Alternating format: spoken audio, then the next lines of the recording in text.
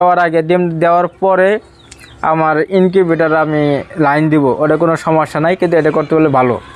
এখন আমি ডিমটা কীভাবে বসাবো, ডিমটা আপনার প্রত্যেকটা ডিম এভাবে নিয়ে এসে এক মুঠো থেকে বসায় যাবেন, সেক্ষেত্রে আপনার ভালো হবে।